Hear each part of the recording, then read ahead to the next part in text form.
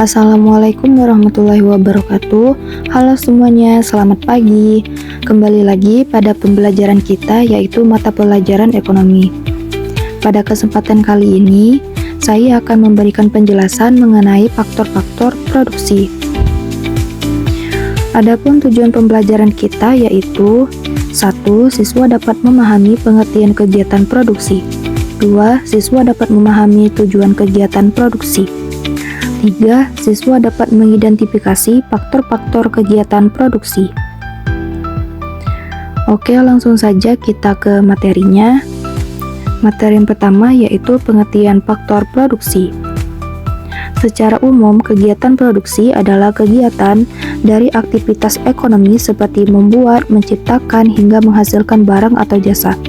Jika diartikan secara teknis, faktor produksi merupakan proses pengolahan bahan baku yang disebut input menjadi bahan jadi yang disebut output. Materi yang kedua yaitu tujuan kegiatan produksi. Ada beberapa tujuan kegiatan produksi yang perlu diketahui, diantaranya yaitu 1. Menambah kuantitas barang atau jasa. 2. Memenuhi kebutuhan konsumen. 3. Menghasilkan barang atau jasa yang berkualitas tinggi. 4. Meningkatkan keuntungan. Dan yang terakhir yaitu mengganti barang yang telah rusak atau sudah tidak bisa digunakan lagi. Materi yang selanjutnya yaitu faktor-faktor dalam kegiatan produksi.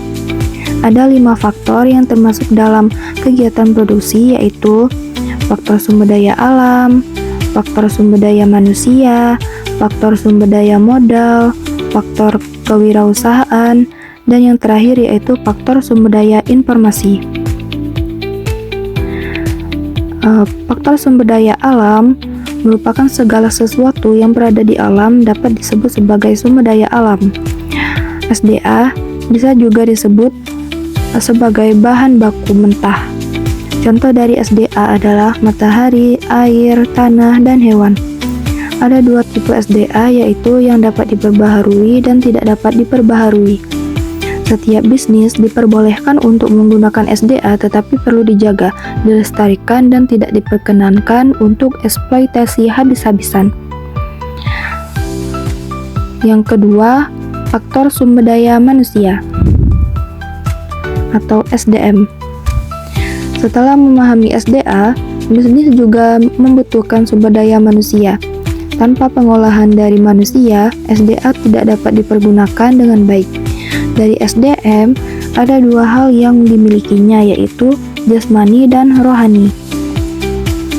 Yang ketiga yaitu faktor sumber daya modal. Kegiatan produksi tidak dapat lepas dari sumber daya modal.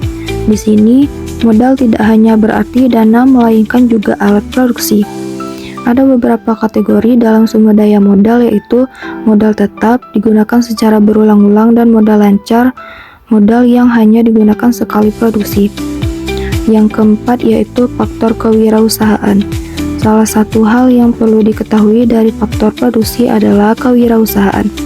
Apabila tidak memiliki kewirausahaan atau keahlian, bisnis tidak akan bisa berjalan. Untuk mengasah kewirausahaan, perlu mempelajari ilmunya.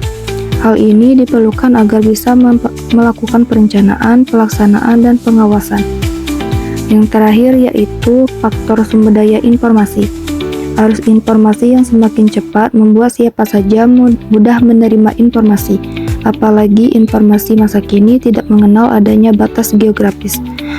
Pebisnis pun sebaiknya tidak mengubah bahan baku produksi menjadi bahan baku yang siap dipasarkan, melainkan juga mengemas informasi mentah menjadi informasi yang siap dikonsumsi, yang dikonsumsi publik.